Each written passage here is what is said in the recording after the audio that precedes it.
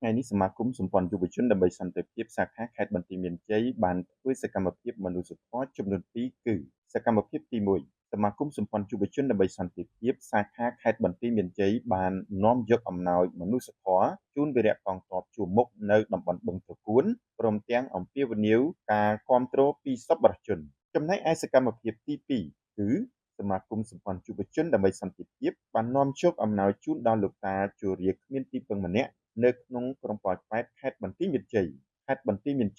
នៅក្នុងស្មារតីសាមគ្គីជាតិនិងការគិតគូរពីសុខទុក្ខរបស់កងកម្លាំងប្រដាប់អាវុធដែលកំពុងតែឈរជើងការពារទឹកដីសមាគមសម្ព័ន្ធយុវជនដើម្បីសន្តិភាពហៅកាត់ថាសសយោសសាខាខេត្តបន្ទាយមានជ័យនៅថ្ងៃទី29ខែមិថុនាឆ្នាំ2026នេះបានរៀបចំយុទ្ធនាការមនុស្សធម៌ដ៏មានសារៈសំខាន់មួយដោយបានប្រមូលផ្ដុំនិងនាំជោគអំណោយជាគ្រឿងឧបភោគបរិភោគនិងទឹកបរិសុទ្ធដើម្បីចែកជូនដល់វីរៈកងទ័ពជួរមុខដែលកំពុងតែបំពេញភារកិច្ចយ៉ាងសកម្មនៅតាមតំបន់ខ្សែបន្ទាត់ព្រំដែនជួរមុខក្នុងខេត្តបន្ទាយមានជ័យសកម្មភាពមនុស្សធម៌ដ៏ស្វិតស្វាញនិងពោរពេញទៅដោយទឹកចិត្តនេះត្រូវបានដឹកនាំដោយផ្ទាល់ពីសំណាក់ថ្នាក់ដឹកនាំគណៈកម្មការនៃសមាគមរួមមានលោកឈុនវីរៈប្រធានសាខាសមាគមសម្ព័ន្ធយុវជនដើម្បីសន្តិភាពខេត្តបន្ទាយមានជ័យលោកហៅតូទីប្រឹក្សាសមាគមខេត្តបន្ទាយមានជ័យលោកលឹមនីអនុប្រធានផ្នែកធនធាននៃសមាគមខេត្តបន្ទាយមានជ័យលោកណែនតិតសមាជិកនៃសមាគមលោកសៃចន្ទធាសមាជិកនៃសមាគមព្រមទាំងមានការអញ្ជើញចូលរួមពីសមាជិកសមាជិកាសមាគមសម្ព័ន្ធយុវជនដើម្បីសន្តិភាពសាខាខេត្តបន្ទាយមានជ័យជាច្រើនរូបផងដែរសកម្មភាពជាក់ស្ដែងក្រុមការងារយុវជននៃសមាគមជាច្រើនរូបបានបង្ហាញពីសាមគ្គីភាពយ៉ាងស្អិតរមួតដោយបានរួមសហការគ្នាយ៉ាងសស្រាក់សស្រាំនៅក្នុងការលើកនិងរៀបចំនៅទឹកបរិសុទ្ធព្រមទាំងស្បៀងអាហារជាចាំបាច់ផ្សេងៗទៀតឡើងរថយន្តដឹកជញ្ជូនដើម្បីត្រៀមធ្វើដំណើរឆ្ពោះទៅកាន់តំបន់ព្រំដែនជួរមុខទិដ្ឋភាពដ៏រស់រវើកនេះមិនត្រឹមតែបង្ហាញពីការលះបង់កម្លាំងកាយចិត្ត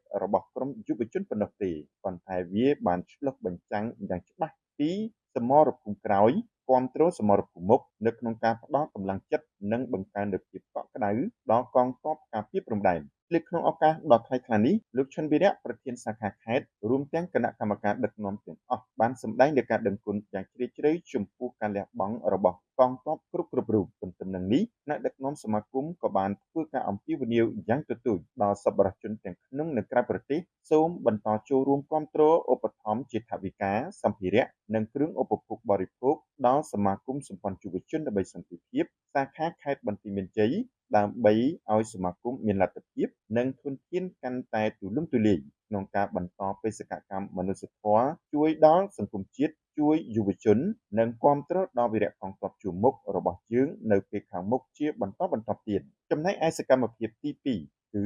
សមាគមសម្ព័ន្ធយុវជនដើម្បីសន្តិភាពបាននាំជោគអំណោយជូនដល់លោកតាជរាគ្មានទីពឹងម្នាក់នៅក្នុងក្រុងប៉ោយប៉ែតខេត្តបន្ទាយមានជ័យនៅព្រឹកថ្ងៃទី29ខែមិថុនាឆ្នាំ